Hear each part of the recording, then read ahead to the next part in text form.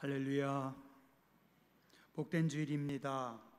오늘 하나님의 큰 은혜가 능력이 여러분과 함께 하시길 주님의 이름으로 축원합니다. 오늘은 우리 대한민국이 광복 76주년을 맞는 기념주일입니다. 76년 전 이 나라는 일본의 식민지 치하에서 힘들게 하루하루를 버텨야만 하는 민족이었고 세계에서 가장 가난하고 비참한 나라 중에 하나였습니다. 새벽부터 저녁까지 쉬지 못하고 힘겹게 일하며 살면서도 우리가 키운 쌀, 곡물 다 일본이 빼앗아가고 쌀밥 한 그릇 마음껏 먹을 수 없고 풀뿌리, 나무뿌리로 하루하루를 연명하며 살았습니다. 천연두, 콜레라, 뇌염, 결핵, 영양실조 등으로 자기 자식들이 죽어가도 약한 첩 제대로 못 써보고 그냥 쳐다만 보다가 아이가 죽으면 멍석으로 둘둘 말아서 뒷산 어딘가에 묻어버리고 마는 안타까운 나라였습니다. 또한 지금 우리는 사회주의와 자본주의라고 하는 이념 때문에 한반도가 반으로 갈라져서 서로 대치해 있는 안타까운 분단 국가입니다. 서울에 있는 서대문 형무소라고 가보셨어요? 제가 한 8, 9년쯤 된 것 같아요. 참 추운 어느 해 겨울에 해남에서 아이들을 데리고 서대문 형무소에 갔습니다. 저는 두꺼운 파카를 입고 있었는데 아이들 중에 한 명이 좀 옷이 얇길래 제 파카를 벗어줬어요. 정말 엄청나게 춥더라고요. 바람도 많고 난방시설 하나도 없고 그냥 빨간 벽돌만, 거기서 마룻바닥 하나. 1922년도에 건축된 건물인데 아이부터 노인까지 약 4,800여 명의 수용수들이 거기 수용되어 있었고 그분들의 수용 기록 카드가 사진으로 남아 있습니다. 전부 다 사상범이라고 합니다. 사상범이라고 하는 것은 우리로 따지면 독립운동한 사람들입니다. 일본의 압제에 맞서서 싸웠던 사람들입니다. 엄청나게 혹독한 추위와 또 배고픔으로 잔인한 고문으로 거의 모든 죄수들이 견디지를 못하고 그곳에서 죽어갔답니다. 밥그릇 크기가 요만할까요? 그래요? 여기에 콩밥 조금 줍니다. 근데 그것도 자기들 마음에 안 들거나 조금 뭘 잘못하면 벌점이라고 해가지고 요 속에다가 요만한 주먹만한 나무 토막을 집어넣어요. 그리고 그 위에다가 밥을 퍼서 주면 우리 숟가락으로 한 숟갈도 안 되게 그냥 사르르 덮어서 주는 겁니다. 그 추운데 무명저고리 하나 입고 한 숟갈도 안 되는 밥 먹고 그리고 거기서 고문당하면서 살았으니 버티지를 못하고 거의 다 많은 사람들이 죽는 겁니다. 전 좀 우리 정치인들이라든가 또 수학여행 같은 거를 어디 감상하는 것도 좋지만 공부를 하려면 그런데 서대문 형무소 같은 데 가서 우리의 역사를 좀 보고 생각을 하는 게 중요하지 않을까 하는 생각을 합니다. 오늘 주보 뒷면에 여러분들이 보시면 시문 선생님의 그날이 오면이라고 하는 시가 있습니다. 시문 선생님은 소설가이고 독립운동가입니다. 경기도에서 태어났지만 부모님이 당진에 계셔서 당진에 내려와서 그 유명한 소설 상록수를 썼습니다. 이것도 민족 계몽 소설이고 또 독립운동 소설 중에 하나입니다. 1935년에 35살의 나이로 발표하고 그 다음에 1936년 9월 16일에 36살의 젊은 나이로 장티푸스에 걸려서 돌아가셨습니다. 이 시문 선생님이 쓴 그날이 오면이라고 하는 이 시는 1930년에 발표한 시고 1920년대 후반부에 쓴 시로 봅니다. 그렇다면 지금부터 대략 100여 년 전에 쓴 시죠. 여기서 그날이 오면이라고 하는 그날은 무슨 날일까요? 우리 민족이 독립하는 날, 우리가 해방하는 날, 광복절입니다. 그날이 오면, 우리가 해방하는 광복절이 오면 삼각산이 일어나 더덩실 춤이라도 추고 한강물이 뒤집혀 용솟음 칠 그날이 이 목숨 끊기기 전에 와주기만 할 양이면 나는 밤하늘에 날아가는 까마귀같이 종로의 인경을 머리로 들어받아 울리우리다. 종로에 있는 그 종을 내가 까마귀처럼 가서 꽝 부딪혀서 내 두개골이 깨져서 산산조각이 나도 나는 기쁩니다. 왜요? 우리 독립, 우리의 광복 소식을 알릴 수 있으니까. 그날이 오면, 그날이 와서 그날이 와서 육조악 넓은 길을 울며 뛰며 뒹굴어도 그래도 넘치는 기쁨에 가슴이 미어질 듯 하거든. 잘 드는 칼로 이 몸의 가죽을 벗겨서 커다란 북을 만들어 들쳐매고는 여러분의 행렬에 앞장을 서우리다. 우렁찬 그 소리를 한 번이라도 듣기만 하면 그 자리에 거꾸러져도 눈을 감겠소이다. 그 소리가 뭘까요? 대한독립 만세. 드디어 우리가 광복했고 드디어 우리가 자유를 얻었습니다. 그 소리 하나만 들을 수 있다면 내 가죽을 벗겨서 북을 만들어서 사람들의 행렬 앞에 그 북을 친다 해도 나는 기쁘겠습니다 라고 하는 시입니다.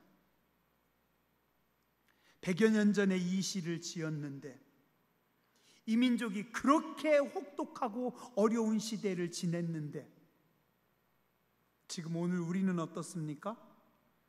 이분들의 수고와 이분들의 핏값으로 참 풍요롭고 아름다운 대한민국에서 자유를, 풍요를 만끽하며 살아가고 있습니다.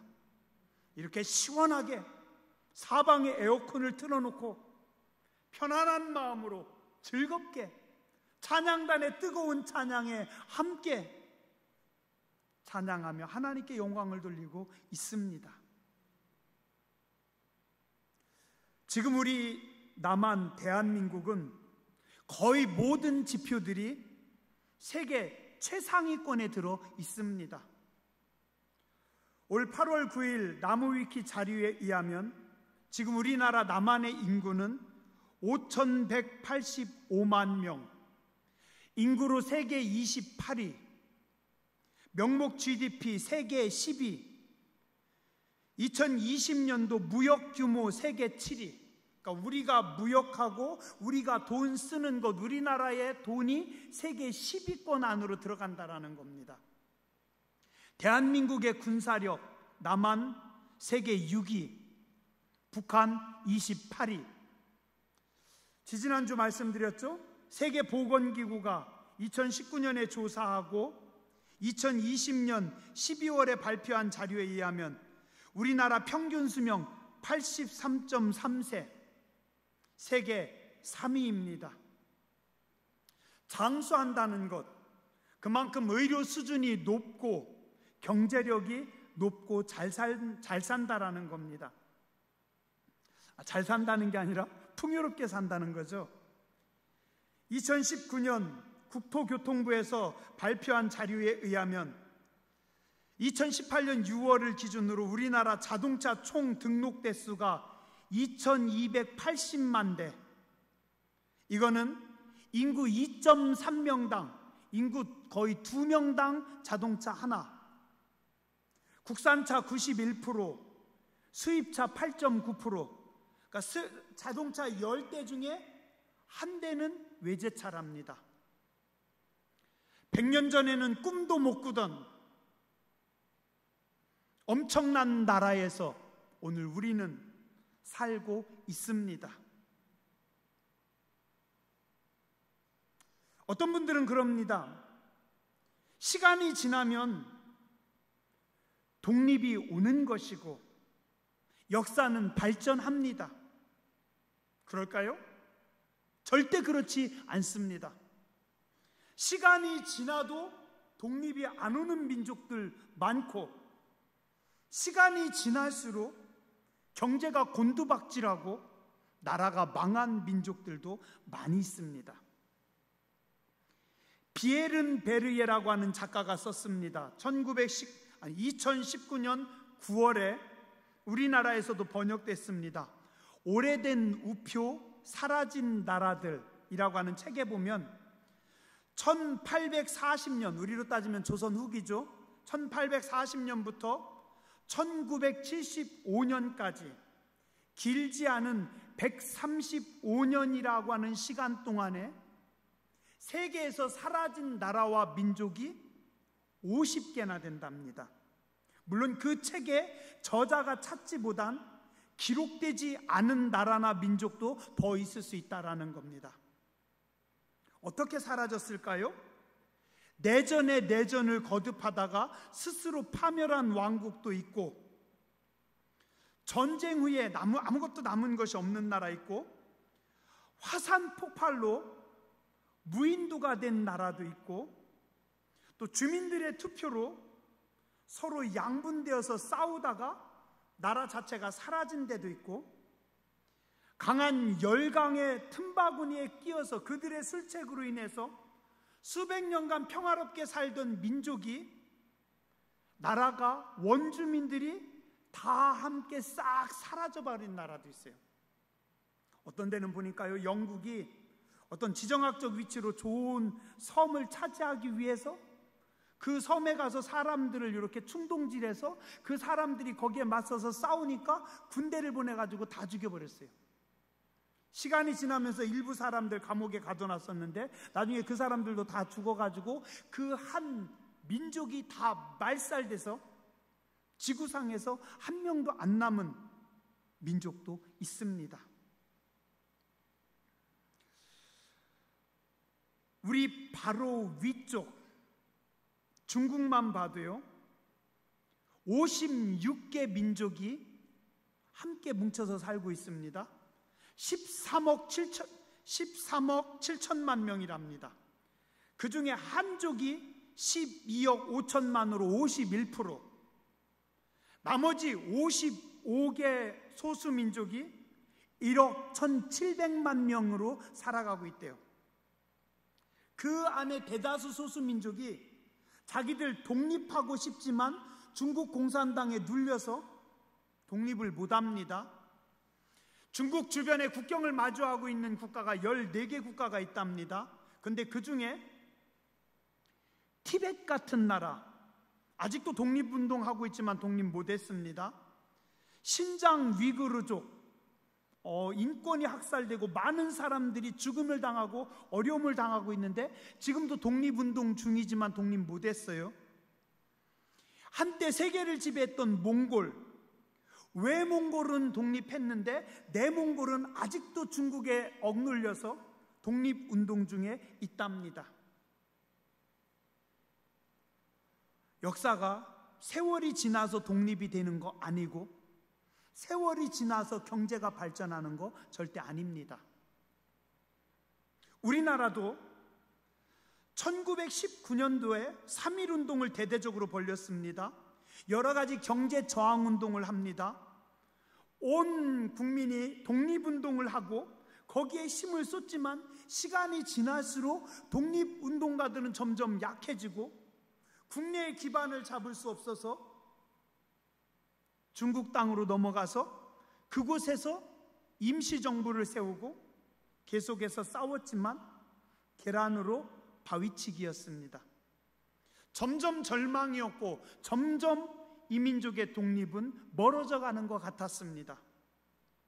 그런데 하나님의 은혜로 76년 전에 우리는 독립을 맞이했습니다. 무엇입니까? 저는 이게 예수님의 은혜라고 생각합니다. 이 나라에 기독교가 들어와서 기독교 정신으로 온 국민이 하나가 되어서 저항할 수 있었고, 하나님의 은혜로 광복절을 맞이하고 눈부시게 발전하고 부흥했습니다.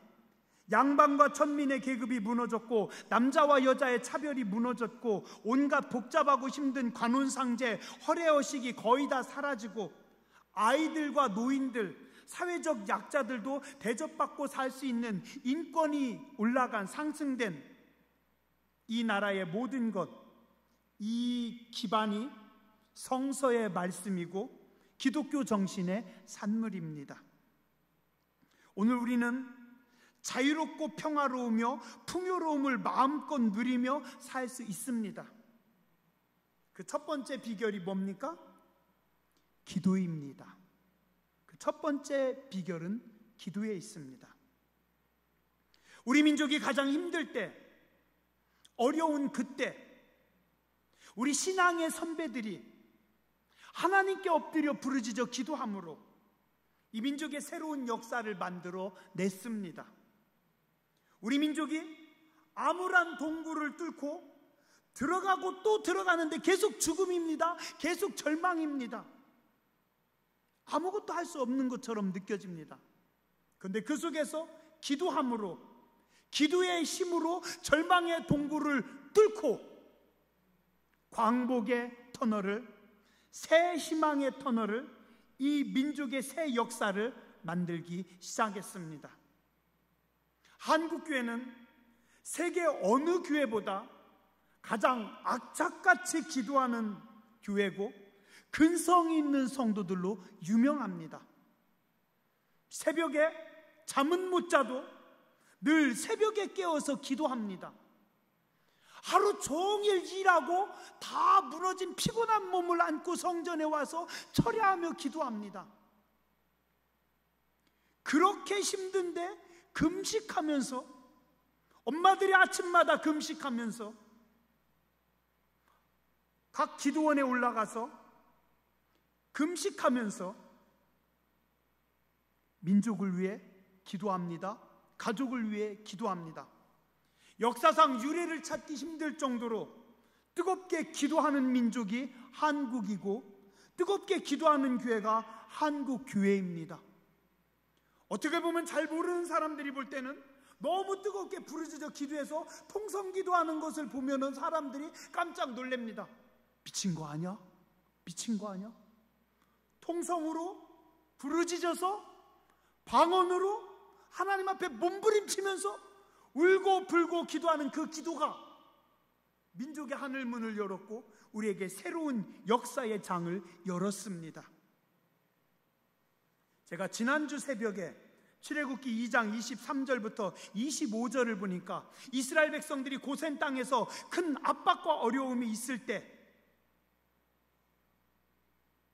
이스라엘 자손은 고된 노동으로 말미암아 탄식하며 부르짖으니 그 고된 노동으로 말미암아 부르짖는 소리가 하나님께 상달된지라. 하나님이 그들의 고통 소리를 들으시고 하나님이 아브라함과 이삭과 야곱에게 세운 그의 언약을 기억하사 하나님이 이스라엘 자손을 돌보셨고 하나님이 그들을 기억하셨더라. 근데 이 말씀이요 계속 와닿는 겁니다. 이스라엘 백성들이 탄식하며 부르짖으니 부르짖는 소리가 하나님께 상달되니라. 이 민족이 조선 땅에 한국교회가 탄식하며 전쟁으로 인해서 여러 가지 아픔으로 인해서 고통으로 인해서 울부짖어 기도했더니 그 소리가 하나님께 상달된지라. 하나님께서 그들의 고통 소리를 들으시고 언약을 기억하사 이스라엘 자손을 돌보셨고 이 민족을 돌보셨고 하나님이 우리를 기억하셨더라. 그래서 어떻게 해요? 오늘 우리에게 찬란한 풍성한 영광의 오늘을 하나님께서 주셨습니다. 기도로 인해서. 주전 기원전 587년 이스라엘 백성들은 그들의 죄로 인해서 바벨론이란 나라에 함락당했고 바벨론의 포로로 잡혀서 식민지 생활을 70년이나 합니다. 우리 민족보다 2배를 더 합니다. 그때 하나님께서 이스라엘 백성들에게 말씀하십니다. 이사야 55장 6절 7절 너희는 여호와를 만날 만한 때 찾으라. 가까이 계실 때 그를 부르라. 악인은 그 길을 불의한 자는 그 생각을 버리고 여호와께 나와라. 그러면 하나님께서 긍휼히 여기시리라. 우리 하나님께 돌아오라. 너그럽게 용서하시리라. 너희는 하나님 앞에 나와 기도하라. 만날 만한 때 찾으라. 가까이 계실 때 그를 부르라. 여호와께 돌아오라. 무슨 말씀이에요? 기도하라는 겁니다. 바벨론의 포로로 잡혀있는 고난 가운데 있는 내 백성아, 너희가 기도하라. 그러면 내가 새 일을 행하리라. 광야의 길을, 사막의 강을 내고 내가 새 일을 너희에게 이루어 주겠다. 그랬더니 이스라엘 백성들이 이 말씀을 붙잡고 어떻게 합니까? 바벨론 포로로 지내면서 눈물을 흘려며 하나님 앞에 기도의 씨를 뿌립니다. 그게 시편 126편 5절 6절입니다. 눈물을 흘리며 씨를 뿌리는 자는 기쁨으로 거두리로다. 울며 씨를 뿌리는 자는 반드시 기쁨으로 그 곡식단을 가지고 돌아오리로다. 그들이 울며 하나님 앞에 기도할 때 하나님 우리를 불쌍히 여겨주시옵소서. 하나님 우리를 용서해 주시옵소서. 하나님 우리를 해방시켜 주시옵소서. 하나님 우리를 새롭게 하여 주시옵소서. 여호와께서 시온의 포로를 돌려보내실 때 우리는 꿈꾸는 것 같았도다. 눈물을 흘리며 씨를 뿌리는 자들에게 하나님은 꿈꾸는 것 같은 날을 주십니다. 여호와께서 그들을 위하여 큰 일을 행하셨다. 오늘 새벽에도 보니 광복절 날 새벽에 하나님께서 딱 주신 말씀이 뭐냐면 이스라엘 백성들이 출애굽할 때 하나님께서 바로와 그의 장자들을 다 치시는 말씀이 나옵니다. 거기 뭐라고 하냐면 여호와의 밤에 하나님의 밤이다. 이 밤은 하나님의 밤이고 하나님의 시간이다. 하나님께서 기도하는 자들에게, 눈물로 씨를 뿌리는 자들에게 여호와의 밤을, 하나님의 날을 주셨습니다. 하나님은 기도하는 자를 사랑하시고 하나님은 기도하는 민족과 함께 하십니다. 계속해서 기도함으로 하늘의 기적을 체험하는 성도들 되시기 바랍니다. 저는 솔직히 요즘에요, 속상할 때 참 많아요. 몇 년 전보다 새벽에 부르짖어 기도하는 분들이 많이 줄었습니다. 기도하시던 권사님들이 떠나가고 그 자리를 젊은 권사님들, 성도님들이 채워야 되는데 들어오시지 않으시고, 이러면 안 되는데, 기도하는 사람들이 줄어들면 안 되는데, 새벽 기도는 교회의 심장인데 심장이 더 힘있게 뛰어야 되는데, 부르짖어 기도하는 소리가 이 땅을 울려야 되는데, 교회 중직자들은 정신을 차려야 됩니다. 긴장하고 허리띠를 졸라매고 우리가 아무리 풍요롭고 아무리 편안한 시대에 산다 할지라도 성전에 나와서 기도해야 됩니다. 심장이 약해지면, 심장이 안 뛰면, 심장이 멈추면 죽는 겁니다. 오늘의 광복, 오늘의 자유, 오늘의 풍요로움, 우리에게 주신, 하나님이 주신 모든 은혜, 부르짖어 기도함으로 하나님께서 주신 줄 믿습니다.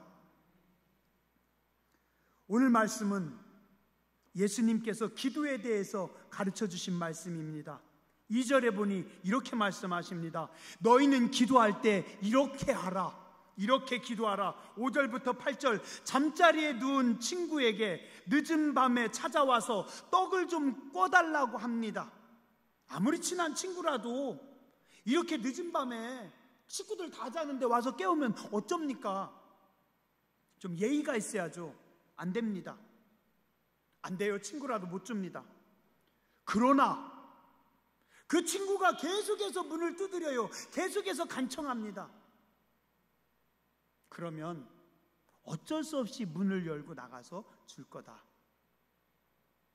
제가 만약에 늦은 밤에 우리 성도님들 댁에 가서 막 문을 두둥기고 밥이나 돈 좀 구워달라면 여러분들 어떻게 하시겠어요? 아, 목사님 지금 몇 시인데 내일 아침에 오세요. 아, 참 너무하는 거 아니에요? 계속 두둥기면 어떻게 하겠어요? 인상 쓰면서라도 구워주겠죠? 그렇게 하라는 겁니다. 그게 기도라는 겁니다. 9절과 10절에 보면 마찬가지입니다. 구하라 줄 것이요, 찾으라 찾을 것이요, 문을 두드려라 열릴 것이다. 한번 구하고 멈추지 말고, 한번 찾고 멈추지 말고, 문을 두드려서 열릴 때까지, 주실 때까지, 얻을 때까지. 왜 권사님들이 기도하다가 멈추세요? 기도 신용만 하세요?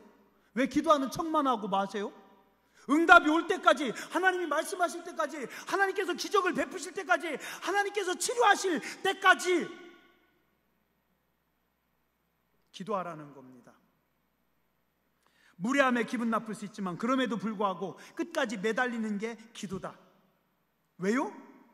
하나님은 무례함에도 기분 나쁘지 않답니다. 자녀들이기 때문에. 너희 중에 누가 자녀들이 생선을 달라고 하는데 뱀을 줄 사람 있냐? 알을 달라고 하는데 전갈을 줄 자 있느냐? 악한 자라도 좋은 거 줄 줄 아는 것처럼 하나님도 그러시다. 따라하시죠. 기도는 뻔뻔하게 하는 겁니다.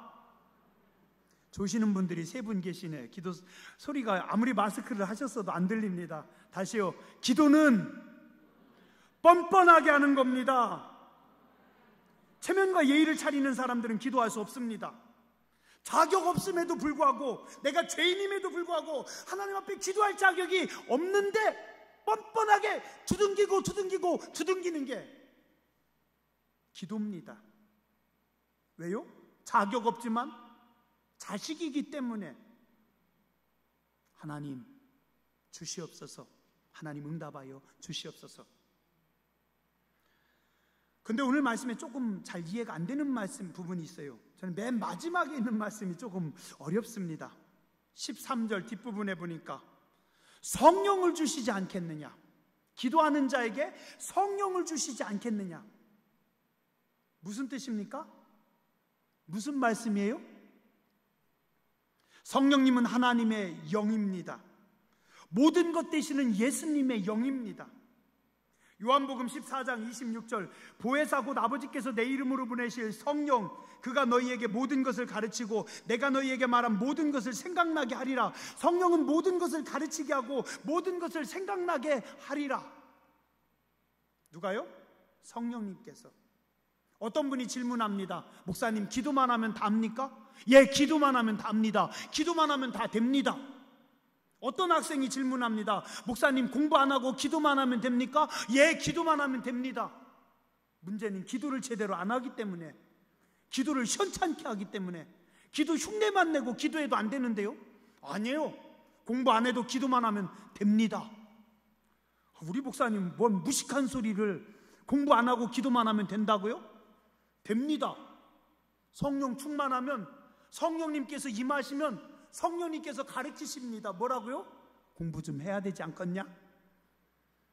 어떻게 공부해야 될지를 성령님께서 가르치십니다. 길을 제시해 주십니다. 가장 빠른 길로 가게 하십니다. 지혜를 주십니다. 그게 누구예요? 요셉입니다. 학교 하나도 안 다녔어도, 말이 완전히 달라도 17살에 갔는데 그곳에서 성령님께서 해야 될 거를 가르치시고 갈 길을 가르치시고, 다니엘과 세 친구들이 어린 나이에 바벨론의 포로로 잡혀갔지만 성령님께서 함께 하시니까 지식을 주시고 학식을 주시고 지혜를 주셔서 가르치셔서 하나하나 무엇을 해야 될지 알게 하고, 단 3년 만에 그곳에 있는 모든 사람들보다 탁월하고 10배의 지혜를 하나님께서 주십니다. 그럴 땐 아멘 좀 하셔야지. 아멘 하는 분들의 자녀들에게, 다니엘에게 임한 민첩한 지혜가 임하는 줄 믿습니다. 꼭 이렇게 해야 아멘해요.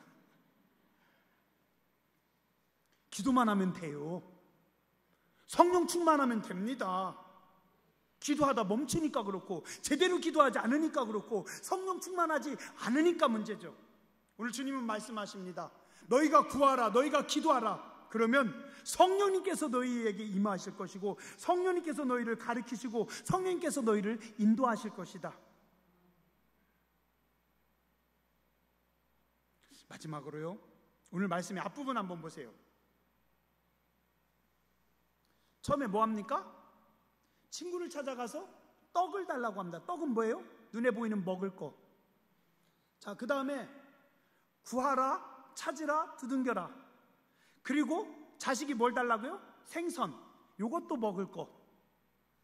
알을 달라고 해요. 요것도 먹을 거. 떡, 생선, 알 다 먹을 거. 다 우리 쓸 거. 뭐예요? 돈이나 세상에 보여지는 물질입니다. 그런데 하나님은 우리의 필요를 따라서 돈 좀 주세요, 하나님 물질 주세요, 하나님 먹을 거 주세요, 뭐 주세요, 뭐 주세요, 뭐 주세요, 열심히 기도하는 사람에게 성령을 부어주십니다.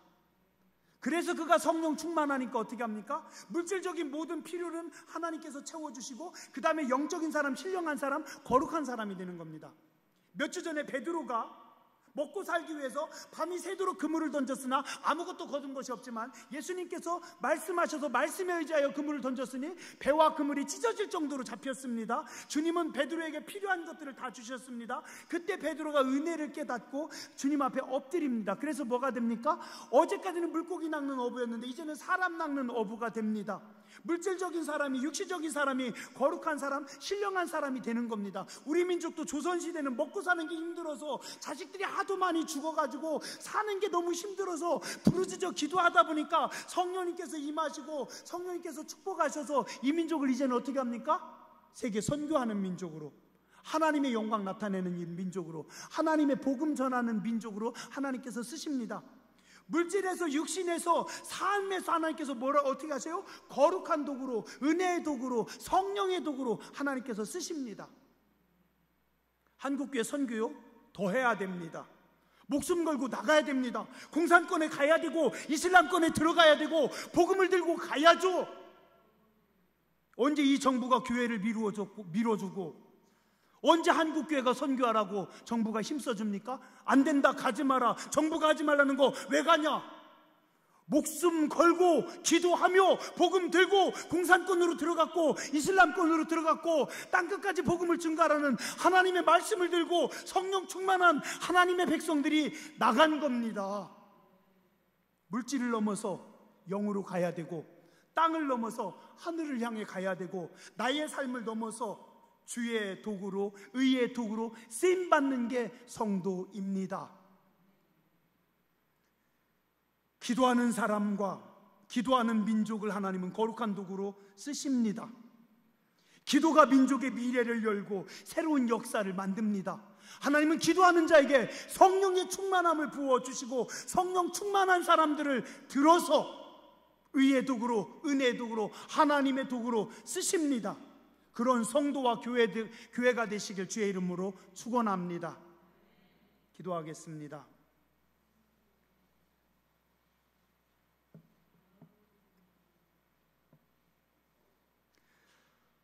구하라 주실 것이요, 찾으라 찾을 것이요, 문을 두드리라 열릴 것이라고 말씀했습니다. 우리의 조상들이, 한국교회가, 이 땅의 성도들이 가난함 속에서도, 죽음의 위협 속에서도, 수많은 고통 속에서도 기도하며 믿음으로 나아왔고, 영적 권세를 가지고 악한 영들과 싸워 이겼습니다. 귀신들과 싸워 이겼습니다. 이 땅의 하늘문을 열었습니다.